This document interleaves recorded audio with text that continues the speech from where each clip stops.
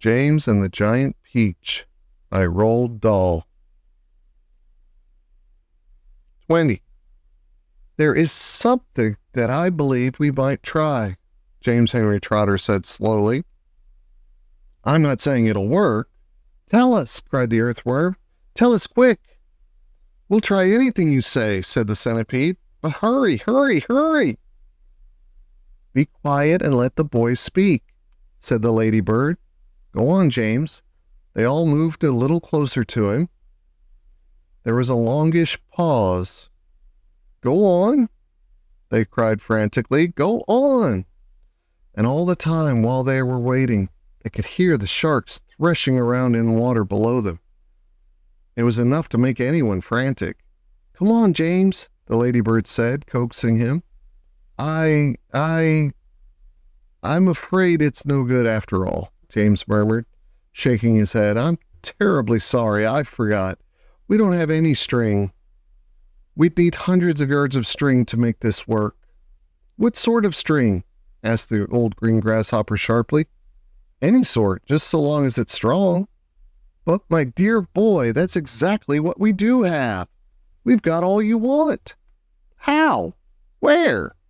The silkworm, cried the old green grasshopper. Didn't you ever notice the silkworm? She's still downstairs. She never moves. She just lies there sleeping all day long. But we can easily wake her up and make her spin. And what about me, may I ask? Said Miss Spider. I can spin just as well as any silkworm. What's more, I can spin patterns. Can you make enough between you? Asked James. As much as you want. And quickly? Of course, of course. And would it be strong? The strongest there is. It's as thick as your finger. But why? What are you going to do? I'm going to lift this peach clear out of the water, James announced firmly. You're mad, cried the earthworm. It's our only chance. The boy's crazy. He's joking. Go on, James, the ladybird said gently. How are you going to do it? Skyhooks, I suppose, jeered the centipede. Seagulls, James answered calmly. The place is full of them. Look up there. They all looked up and saw a great mass of seagulls wheeling round and round in the sky.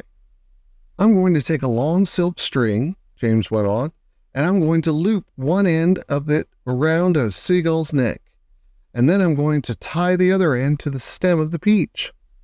He pointed to the peach stem, which was standing up like a short, thick mast in the middle of a deck. Then I'm going to get another seagull and do the same thing again. Then another and another. Ridiculous, they shouted. Absurd. Poppycock. Boulderdash.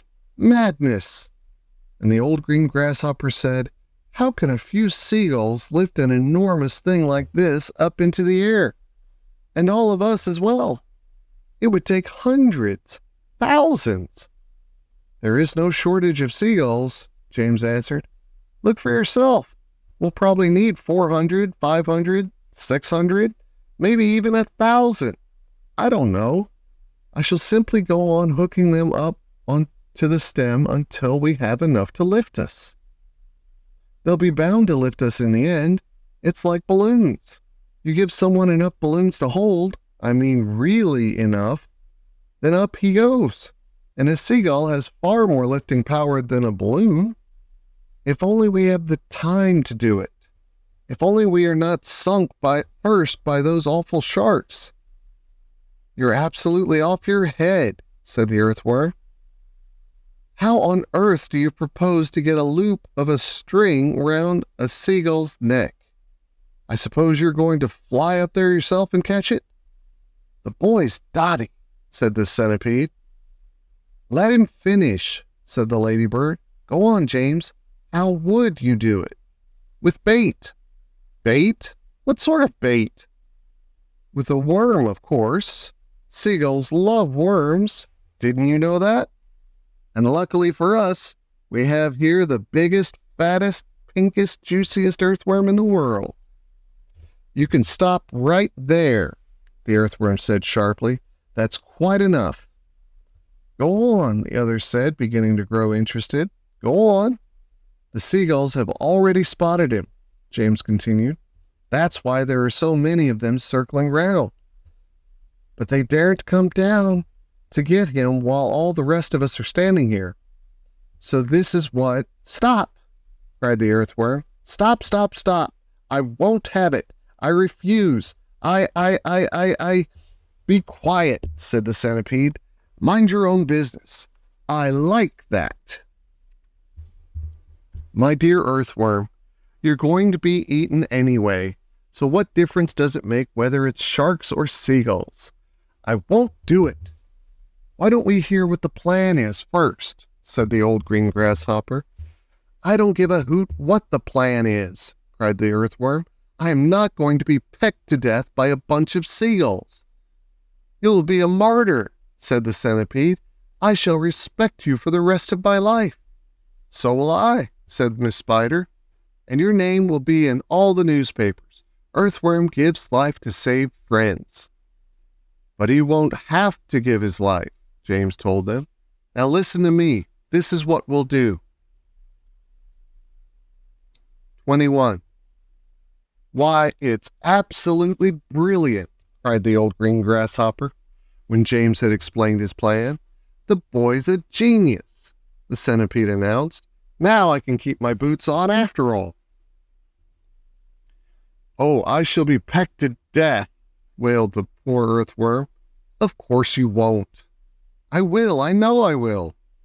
And I won't even be able to see them coming at me because I have no eyes. James went over and put an arm gently around the earthworm's shoulders. I won't let them touch you, he said. I promise I won't. But we've got to hurry. Look down there. There were more sharks than ever now around the peach. The water was boiling with them. There must have been 90 or 100 at least. And to the travelers up on top, it certainly seemed as though the peach were sinking lower and lower into the water. Action stations, James shouted. Jump to it. There's not a moment to lose. He was the captain now, and everyone knew it. They would do whatever he told them. All hands below deck except Earthworm, he ordered. Yes, yes, they said eagerly as they scuttled into the tunnel entrance. Come on, let's hurry. And you, Centipede, James shouted, hop downstairs and get that silkworm to work at once. Tell her to spin as she's never spun before.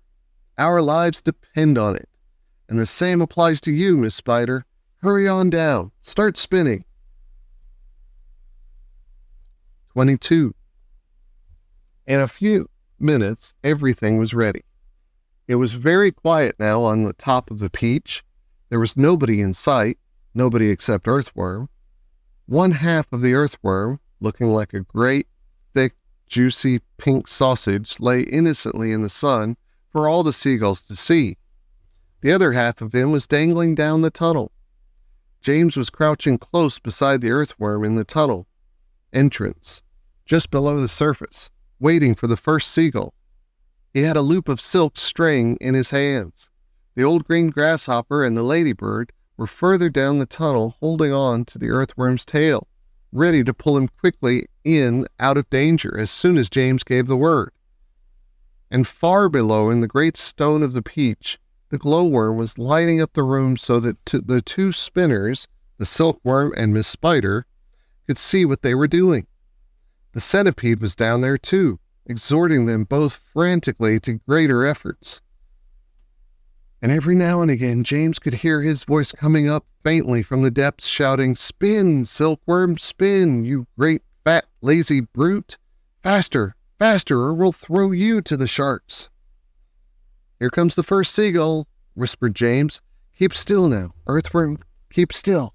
The rest of you get ready to pull." "Please don't let it spike me," begged the earthworm. I won't. Shh."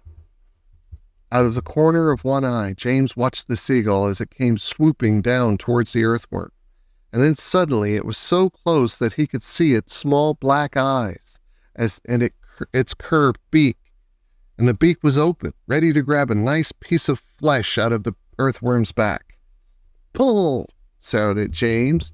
The old green grasshopper and the ladybird gave the earthworm's tail an enormous tug, and like magic, the earthworm disappeared into the tunnel. At the same time, up went James's hand, and the seagull flew right into the loop of a silk that he was holding out.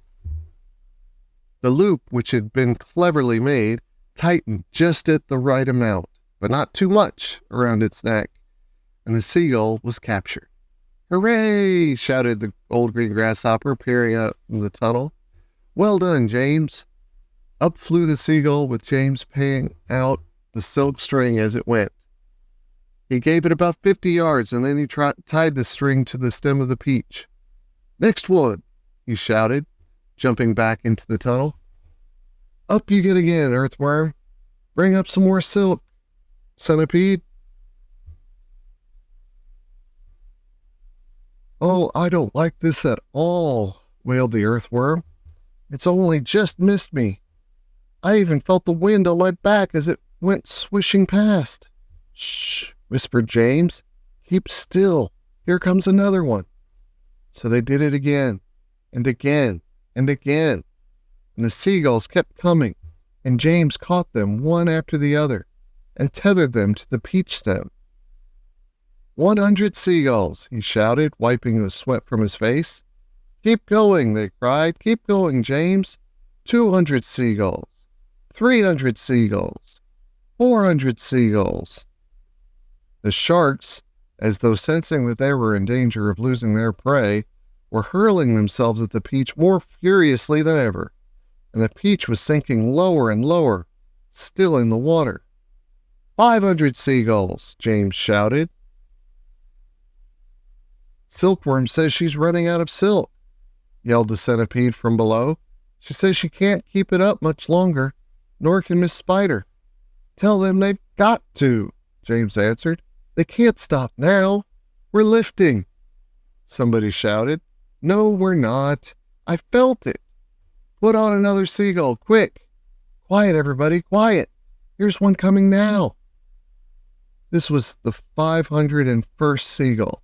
At the moment that James caught it and tethered it to the stem with all the others, the whole enormous peach suddenly started rising up slowly out of the water. "Look out! Here we go! Hold on, boys!"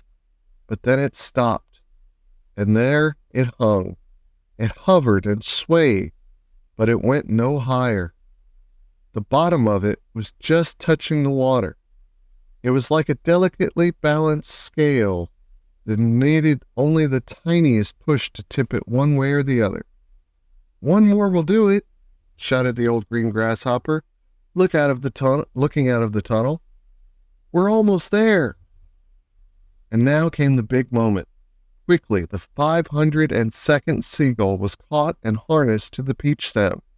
And then suddenly, but slowly, majestically, like some fabulous golden balloon, with all the seagulls straining at the strings above, a giant peach rose up dripping out of the water and began climbing towards the heavens.